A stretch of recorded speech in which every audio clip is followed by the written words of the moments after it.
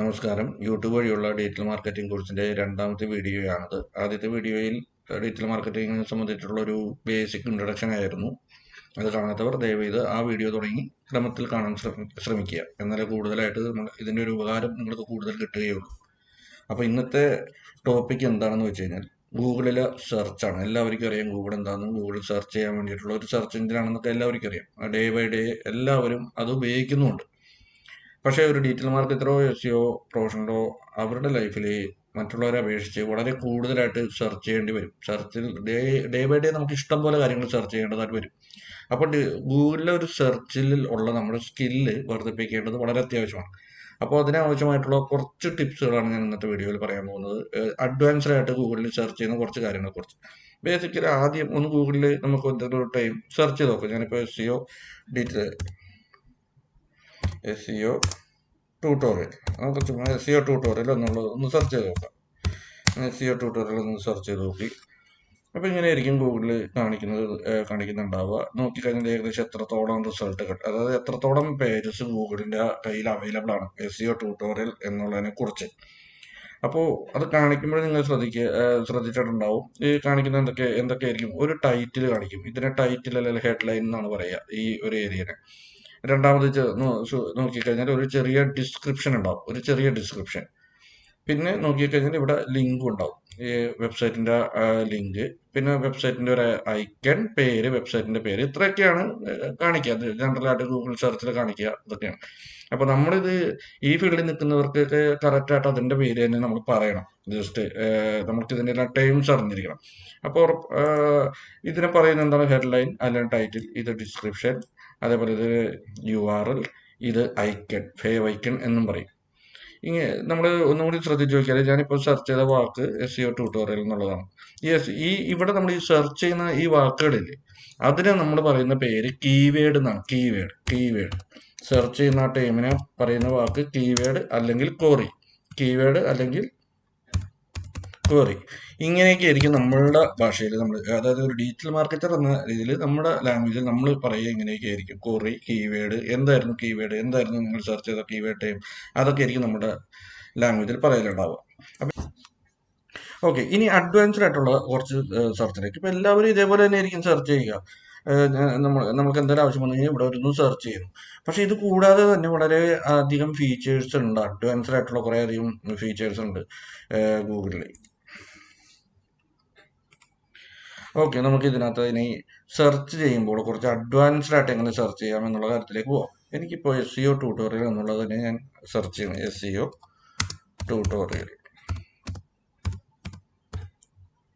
Tutorial for beginners എന്നുള്ളതാണ് എനിക്ക് വേണ്ടതെന്ന് വിചാരിക്കുക. ഓക്കെ, ഞാനത് സെർച്ച് ചെയ്തു. അപ്പോൾ ഏകദേശം കുറേ അധികം റിസൾട്ടുകൾ കാണിക്കുന്നുണ്ട്. താഴേക്ക് പോയി കഴിഞ്ഞാൽ ഇങ്ങനെ കുറേ അധികം റിസൾട്ടുകൾ കാണിക്കുന്നുണ്ട്. പക്ഷെ എനിക്ക് വേണ്ടത്, എനിക്കിങ്ങനെ ഈ എക്സാക്റ്റ് ആയിട്ട് ഇതേ വാക്ക് തന്നെയുള്ള റിസൾട്ടാണ് എനിക്ക് കാണിക്കേണ്ടതെന്നുണ്ടെങ്കിൽ നമ്മൾക്ക് എന്ത് ചെയ്യാം? ഇതിനെ ഡബിൾ കോട്ട്സിലിടാം. രണ്ടറ്റത്ത് ഞാൻ ഡബിൾ കോട്ട്സ് ഇട്ടു. ഇനി കാണിക്കാൻ പോകുന്നത് SEO ട്യൂട്ടോറിയൽ ഫോർ ബിഗിനേഴ്സ് എന്നുള്ള വാക്ക് അങ്ങനെ തന്നെയുള്ള പേജസ് മാത്രമേ കാണിക്കുള്ളൂ. മുമ്പ് എങ്ങനെയായിരുന്നു? SEO എന്നുള്ള വാക്കും ട്യൂട്ടോറിയൽ എന്നുള്ള വാക്കും ബിഗിനേഴ്സ് എന്നുള്ള വാക്കും അതുള്ളതും എല്ലാത്തിൻ്റെയും കോമ്പിനേഷനോ എങ്ങനെയൊക്കെയോ ഉള്ളതാണെങ്കിലും ആ പേജസ് എല്ലാം കാണിക്കുമായിരുന്നു. ഇത് എക്സാക്റ്റ് ആയിട്ട് അങ്ങനെ തന്നെ വേണമെന്ന് ഉണ്ടായിരുന്നില്ല. പക്ഷെ ഡബിൾ കോട്ട്സിൽ ഇട്ട് കഴിഞ്ഞാൽ അങ്ങനെയല്ല, അത് എക്സാക്റ്റ് ആയിട്ട് അങ്ങനെ തന്നെ വേണമെന്നുള്ളതാണ്. ഇപ്പം നിങ്ങൾക്ക് നോക്കിയാൽ കാണാൻ പറ്റും. നോക്കിയേ, ഇപ്പോൾ ആ ടോട്ടലിലുള്ള പേജസിന്റെ എണ്ണം കുറഞ്ഞു. എക്സാക്റ്റ് ആയിട്ട് ഈ വാക്ക് അങ്ങനെ തന്നെ ഉള്ളത് 1,12,000 പേജസിലേ ഉള്ളൂ. അതായത് കുറച്ച് കോമ്പറ്റീഷൻ കുറവാണ്. നമ്മൾ നോക്കിയാൽ കാണാൻ പറ്റും. ഈ ഡിസ്ക്രിപ്ഷനിൽ എക്സാക്റ്റ് ആയിട്ട് അങ്ങനെ തന്നെയില്ലേ ആ വാക്ക്. ഇവരുടെ ഡിസ്ക്രിപ്ഷനിൽ അങ്ങനെ തന്നെയുണ്ട്, ഇവരുടെ ടൈറ്റിലിൽ അങ്ങനെ തന്നെയുണ്ട്. നോക്കിയാൽ കാണാൻ പറ്റും. ആ എക്സാക്റ്റ് ആയിട്ട് അതേ വാക്കുകൾ അതേപടി തന്നെ ഉള്ളതൊക്കെ കാണാൻ കഴിയും. കണ്ടില്ലേ? അപ്പോൾ ഡബിൾ കോഡ്സിൽ ഇട്ടപ്പോഴേക്കും അതിൻ്റെ റിസൾട്ട് മാറിയത് നോക്കി. പക്ഷേ ഇനി എനിക്ക് മറ്റൊന്നും കൂടി വന്നു. എനിക്ക് വേണ്ടത് SEO ട്യൂട്ടോറിയൽ ഫോർ ബിഗിനേഴ്സ് ആണ്, അല്ലാതെ SEO കോഴ്സ് ഫോർ ബിഗിനേഴ്സ്. അത് നോക്കാം. എനിക്ക് വേണ്ടത് SEOൻ്റെ ഒരു കോഴ്സാണ്. പക്ഷേ എനിക്ക് ഓൺലൈൻ കോഴ്സ് വേണ്ട. ഇങ്ങനെയാണ് നിങ്ങൾ എങ്ങനെ സെർച്ച് ചെയ്ത് നമുക്ക്. എനിക്ക് വേണ്ടത് ഒരു കോഴ്സാണ്. എക്സാക്റ്റ് ഈ വേർഡുള്ള സൈറ്റുകൾ തന്നെ കാണിക്കണം. പക്ഷെ എനിക്കൊരു ഓൺലൈൻ കോഴ്സും വേണ്ട. നമുക്കിതൊന്ന് ആദ്യം സെർച്ച് ചെയ്തോളാം. SEO course for beginners. എനിക്കിപ്പോൾ ഏകദേശം 1,29,000 റിസൾട്ട് കാണിക്കുന്നുണ്ട്. എനിക്കതിനകത്ത് ഓൺലൈൻ വേണ്ട. അപ്പോൾ ഞാൻ എന്ത് ചെയ്യും, മൈനസ് ഇടും. ഒരു മൈനസ് കീവേഡ് ഇട്ട് കഴിഞ്ഞാൽ അതില്ലാത്തത് കാണിക്കും.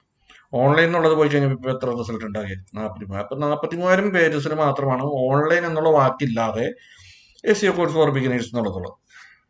അപ്പോൾ ഒന്ന് നോക്കി, ഇത്തരം കാര്യങ്ങൾ നിങ്ങൾ ഉപയോഗിച്ചിരുന്നു എപ്പോഴെങ്കിലൊക്കെ? ഈ മൈനസ് പലരും ഉപയോഗിക്കുന്നുണ്ടാവും, എന്നാലും എനിക്ക് തോന്നുന്നു ഭൂരിപക്ഷം ആൾക്കാർ ഇതിനെക്കുറിച്ചൊന്നും ശ്രദ്ധിച്ചിട്ടില്ല എന്നുള്ളതാണ്. ഈ മൈനസ് എന്നുള്ള വാക്ക് ചില സമയത്ത് നമുക്ക് ചില വേണ്ട. ഇപ്പം നമ്മൾ തൊട്ടടുത്ത് എന്തായാലും ഒരു ഇൻസ്റ്റിറ്റ്യൂട്ട് സെർച്ച് ചെയ്യണം, പക്ഷെ ഓൺലൈൻ എഡ്യൂക്കേഷൻ വേണ്ട, അപ്പോൾ മൈനസ് ഓൺലൈൻ എന്നൊക്കെ ഇട്ട് നോക്കാം.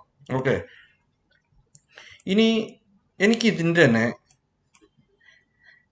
PDF ഫയലുകൾ വേണമെന്ന് വിചാരിക്കാം. SEO കോഴ്സ് വേണം നമുക്ക്, ട്യൂട്ടോറിയൽ SEO ട്യൂട്ടോറിയൽ ഫോർ ബിഗിനേഴ്സിൻ്റെ PDF ഫയൽ എനിക്ക് വേണം.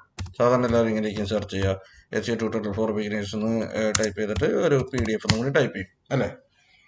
ഇങ്ങനെ ആയിരിക്കും. ഇത് തെറ്റൊന്നുമില്ല, കുറേയൊക്കെ PDF തന്നെ ആയിരിക്കും, പക്ഷെ എല്ലാം ഒന്നും PDF ആവണമെന്ന് ഒരു നിർബന്ധമില്ല. ഇതിനകത്ത് പലതും PDF അല്ലാത്ത പേജസും ഒക്കെ ഉണ്ടാവും. ഇതിന് എക്സാക്റ്റ് ആയിട്ട് ഇതിന് ചെയ്യുന്നതെന്ന് വെച്ചാൽ ഒരു ഈ നമ്മൾ സെർച്ച് ചെയ്യുമ്പോൾ ഫയൽ ടൈപ്പ് കോളൻ PDF. ഇനി അടിക്കുമ്പോൾ ഈ വരുന്ന എല്ലാം PDF ഫയൽസ് മാത്രമേ ഇനി കാണിക്കൂ. ഫയൽ ടൈപ്പ് PDF മാത്രമല്ല, നമുക്ക് ഇഷ്ടമുള്ള ഇത് കൊടുക്കാം. എക്സൽ ഫയൽസ് വേണോ, XLS എന്ന് കൊടുക്കാം. ഇപ്പം എക്സൽ ഫയലുകൾ വരും, എക്സൽ ഫയലുകൾ മാത്രം. ഇനി എനിക്ക് അത് വേണ്ട, ടെക്സ്റ്റ് ഫയലുകൾ ടെക്സ്റ്റ് മാത്രം മതി. അപ്പോൾ അത് എനിക്ക് മുമ്പിൽ ടെക്സ്റ്റ് ഫയലുകൾ മാത്രം വരും. മനസ്സിലായില്ലേ? SEO ട്യൂട്ടോറിയൽ ഫോർ ബിഗിനേഴ്സ് എന്നുള്ള കണ്ടെയ്ൻ ചെയ്യുന്ന ടെക്സ്റ്റ് ഫയലുകൾ മാത്രം ആയിരിക്കും. അപ്പോൾ നമ്മൾക്ക് ഇങ്ങനെ ചില ട്രിക്കുകൾ ഉപയോഗിച്ചുകൊണ്ട് നമുക്ക് ഗൂഗിളിൽ കുറച്ചും കൂടി അഡ്വാൻസ്ഡ് ആയിട്ട് സെർച്ച് ചെയ്യാൻ സാധിക്കും. അത് എവിടെ നിന്നാണത് നിങ്ങൾക്ക് ഈസി ആയിട്ട് എടുത്ത്, കാരണം ഈ കോഡൊന്നും എല്ലാവർക്കും പെട്ടെന്ന് ബൈ ഹാർട്ട് ആക്കാൻ പറ്റണമെന്നില്ല. അപ്പോൾ എന്ത് ചെയ്യണമെന്ന് വെച്ച് കഴിഞ്ഞാൽ, നിങ്ങളുടെ ഗൂഗിൾ സെർച്ചിൽ ഈ സെറ്റിങ്സ് എന്നുള്ള ഏരിയ കണ്ടില്ലേ, ഞാൻ ഈ മൗസ് ഇതാക്കിയിരിക്കുന്ന ഏരിയ, ആ സെറ്റിങ്സ് എന്നുള്ളടത്ത് വന്നിട്ട് അവിടെ അഡ്വാൻസ്ഡ് സെർച്ച് എന്നുള്ള ഓപ്ഷൻ കാണാൻ കഴിയും. അഡ്വാൻസ്ഡ് സെർച്ച് ക്ലിക്ക് ചെയ്യുക. ഇപ്പോൾ നോക്കിയാൽ നിങ്ങൾക്ക് കാണാൻ പറ്റും, ഞാൻ സെർച്ച് ചെയ്തതൊക്കെ ഇവിടെ കിടക്കുന്ന SEO ട്യൂട്ടോറിയൽ ഫോർ ബിഗിനേഴ്സ്. ഇവിടെ ഓരോ മെനുവും നിങ്ങൾ നോക്കി നിങ്ങൾ തന്നെ പല വിധത്തിലും സെർച്ച് ചെയ്ത് നോക്കുക. എന്നിട്ട് സെർച്ച് റിസൾട്ടിൽ എന്താ മാറ്റം വരുന്നതിനൊക്കെ നിങ്ങൾ ഒബ്സർവ് ചെയ്ത് നിങ്ങൾ തനിയെ പഠിക്കണം മാക്സിമം കാര്യങ്ങളും. എന്നിട്ട് ചില കാര്യങ്ങൾ ഞാനൊന്ന് ഓടിച്ച് പറഞ്ഞുതരാം. പക്ഷേ ഈ ഒരു പേജിൽ വന്നിട്ട് നിങ്ങൾ ഒരു ജസ്റ്റ് ഒരു 15-20 മിനിറ്റ് ഇരുന്നാൽ മതിയോ. നിങ്ങൾ എന്തെങ്കിലുമൊക്കെ കുറച്ച് അങ്ങോട്ടും ഇങ്ങോട്ടൊക്കെ സെർച്ച് ചെയ്ത് നിങ്ങൾക്ക് വളരെ ഇൻട്രസ്റ്റിംഗ് ആയിട്ട് ഫീൽ ചെയ്യും. പല പുതിയ കാര്യങ്ങൾ നിങ്ങൾ മനസ്സിലാക്കാൻ തുടങ്ങും. നിങ്ങൾക്ക് ഒരു കാര്യം സെർച്ച് ചെയ്യുമ്പോൾ എക്സാക്റ്റ് ആയിട്ട് വേണ്ട അതേ റിസൾട്ടിലേക്ക് നിങ്ങൾക്ക് വളരെ പെട്ടെന്ന് എത്താൻ പറ്റും, നിങ്ങളുടെ ഈ സെർച്ചിങ് സ്കിൽ ഇമ്പ്രൂവ് ചെയ്ത് കഴിഞ്ഞാൽ. ഇപ്പോൾ ഇവിടെ ഞാൻ നേരത്തെ പറഞ്ഞ കാര്യങ്ങൾക്ക് ബൈ ഡിഫോൾട്ട് ഇതാണ് കിടക്കുന്നത്, ഓൾ ദീസ് വേർഡ്സ്. എനിക്ക് ഓൾ ദീസ് വേർഡ്സ് അല്ല, എക്സാക്റ്റ് ആയിട്ട് ആ വാക്കുള്ള മാത്രം കാണിച്ചാൽ മതി എന്നുണ്ടല്ലോ. ഇവിടെ ടൈപ്പ് ചെയ്യുക, വായിച്ചു നോക്കി തന്നെ മനസ്സിലാവും. This exact word or phrase, any of these words, ഏതെങ്കിലും ഒരു വാക്ക്. എനിക്ക് ഇതിൻ്റെ ഏതെങ്കിലും ഒരു വാക്ക് എന്ന് പറഞ്ഞാൽ ഇപ്പോൾ 2 കൊടുക്കുക. എനിക്ക് ട്യൂട്ടോറിയൽ, അല്ലെങ്കിൽ കോഴ്സ്, അല്ലെങ്കിൽ ഇൻസ്റ്റിറ്റ്യൂട്ട്, അല്ലെങ്കിൽ ട്രെയിനിങ് സെൻറ്റർ, അങ്ങനത്തെ ഏതെങ്കിലുമൊക്കെ വാക്ക് വന്ന് ഇതിനെ അവിടെ കൊടുക്കുക. ഞാൻ നേരത്തെ മൈനസ് കൊടുത്തത് ഓർമ്മയില്ലേ, ചില വാക്കുകളുള്ളത് ഒഴിവാക്കണം. അതാണ് നൺ ഓഫ് ദീസ് വേർഡ്സ്. അപ്പോൾ എനിക്കിവിടെ ഓൺലൈൻ എന്നുള്ളത് വേണ്ടെങ്കിൽ ഓൺലൈൻ, ഫ്രീ ആയിട്ടുള്ളത് അങ്ങനെ വേണ്ടെന്നുണ്ടെങ്കിൽ ഫ്രീ, അങ്ങനെയൊക്കെ നമുക്ക് ഒഴിവാക്കേണ്ട വാക്കുകളൊക്കെ നമുക്ക് ഒഴിവാക്കാം. ഏതെങ്കിലും നമ്പേഴ്സൊക്കെ റേഞ്ചിങ്, ഇന്ന നമ്പറിനും റേഞ്ചിങ് ഇടയിലുള്ള കൊടുക്കാനായിട്ടാണ് നമ്പേഴ്സ് റേഞ്ചിങ്. അതേപോലെ തന്നെ ലാംഗ്വേജിൻ്റെ കേസ് പറയുകയാണെങ്കിൽ നമുക്ക് ഏതെങ്കിലും പർട്ടിക്കുലർ ലാംഗ്വേജിലുള്ള പേജസ് മാത്രം പിക്ക് ചെയ്യാം. അതേപോലെ റീജിയൻ എന്ന് പറഞ്ഞാൽ ഒരു പർട്ടിക്കുലർ റീജിയനിലെ വെബ്സൈറ്റുകൾ മാത്രം പിക്ക് ചെയ്യാം. ലാസ്റ്റ് അപ്ഡേറ്റ് എന്ന് പറഞ്ഞാൽ ഒരു പർട്ടിക്കുലർ ടൈമിനുള്ളിൽ അപ്ഡേറ്റ് ചെയ്യപ്പെട്ട പേജസ്. നമുക്ക് ഏറ്റവും ലേറ്റസ്റ്റ് ആയിട്ടുള്ള കാര്യങ്ങൾ അറിയണം. എനിക്ക് പഴയതൊന്നും അറിയണ്ട, എനിക്ക് കഴിഞ്ഞ 24 മണിക്കൂറിനുള്ളിലുള്ള കാര്യമാണ് അറിയേണ്ടത്. ഇപ്പം എക്സാമ്പിൾ നമ്മൾ പെട്ടെന്ന് ഇങ്ങനെ വിചാരിക്കും, മനോരമ ന്യൂസിൽ നിങ്ങൾ സച്ചിൻ ടെണ്ടുൽക്കറെ കുറിച്ച് ഒരു വാർത്ത വായിച്ചിട്ടുണ്ട്. ഇത് കുറച്ച് മണിക്കൂർ മുമ്പ് നിങ്ങൾ വായിച്ചതാണ്, പക്ഷെ നിങ്ങൾ ഇത് ക്ലോസ് ആയിപ്പോയി. അപ്പോൾ പെട്ടെന്ന് ഇതൊന്നും കൂടി തപ്പി കണ്ടുപിടിക്കണം നിങ്ങൾക്ക്. എന്ത് ചെയ്യും? അപ്പോൾ നിങ്ങൾക്കറിയാം ലാസ്റ്റ് 24 ഹവേഴ്സിനുള്ളിലാണ് ആ ന്യൂസ് വന്നത്. അപ്പോൾ ഇവിടെ ഞാൻ അത് സെറ്റ് ചെയ്തു. പിന്നെ ഞാൻ എന്ത് ചെയ്യും, സച്ചിൻ ടെണ്ടുൽക്കറെ കുറിച്ചാണ് വന്നിട്ടുള്ളത്. ആ വാക്ക് എനിക്ക് ഉറപ്പുണ്ട്. അപ്പോൾ ഞാൻ അവിടെ സച്ചിൻ ടെണ്ടുൽക്കർ എന്നുള്ള അത് ടൈപ്പ് ചെയ്തു. ഓക്കെ, പിന്നെ എനിക്ക് അറിയാം മനോരമ ഓൺലൈനാണല്ലോ ഞാനത് വായിച്ചെന്ന് വിചാരിക്കാം. മനോരമ online.com. ഇത് ഞാൻ പറയാൻ വിട്ടുപോയി, ഞാൻ ഒന്നുകൂടി കാണിച്ചു തരാം സൈറ്റിൻ്റെ ഇത് വെച്ചിട്ടുള്ളത്.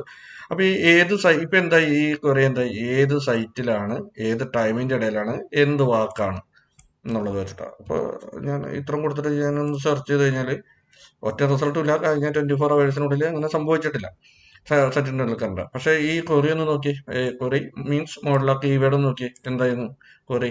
സച്ചിൻ ടെണ്ടുൽക്കർ site:മനോരമ.online.com file type TXT. File type കിടപ്പുണ്ടായിരുന്നു. ഫയൽ ടൈപ്പ് വേണ്ട, അത് നേരത്തെ അവിടെ കിടപ്പുണ്ടായിരുന്നു. ഫയൽ ടൈപ്പ് വേണ്ട നമുക്ക് സൈറ്റ്. എന്നാലും സച്ചിൻ ടെണ്ടുൽക്കറെ കുറിച്ചുള്ള ഇൻഫർമേഷൻ ഇല്ല. വേറെ എന്തെങ്കിലും വാക്ക് കൊടുത്തു കഴിഞ്ഞാൽ ഉറപ്പായിട്ടും മനോരമയിലുണ്ടാവും. ഇലക്ഷൻ എന്ന് ടൈപ്പ് ചെയ്താൽ നമുക്ക് നോക്കാം. ഇലക്ഷൻ കഴിഞ്ഞ 24 hours-നുള്ളിലുള്ള 24 hours-നുള്ളിലുള്ള റിസൾട്ടുകൾ മാത്രമാണ് കാണിക്കുന്നത്. ഞാനിത് നേരത്തെ പറയാൻ വിട്ടു, ഒന്ന് കാണിച്ചത്. ഈ സൈറ്റ് കോളൻ എന്നുള്ളത് നമുക്കൊരു പർട്ടിക്കുലർ സൈറ്റിൽ മാത്രം പേജസ് ലിസ്റ്റ് ചെയ്യാൻ വേണ്ടിയിട്ടാണ് ഈ സൈറ്റ് കോളൻ ഉപയോഗിക്കുന്നത്. ഈ സൈറ്റ് കോളൻ മനോരമ ഓൺലൈനിൽ അടിച്ചു കഴിഞ്ഞാൽ എന്താ സംഭവിക്കുക എന്ന് വെച്ച് കഴിഞ്ഞാൽ, മനോരമയുടെ ഉള്ളിലുള്ള എല്ലാ പേജസുമാണ് ഈ കാണിക്കുന്നത്. കണ്ടില്ല, മനോരമ എന്ന വെബ്സൈറ്റിൽ ഉള്ള പേജസ് മാത്രമായിരിക്കും കാണിക്കുന്നത് സൈറ്റ് കോളൻ.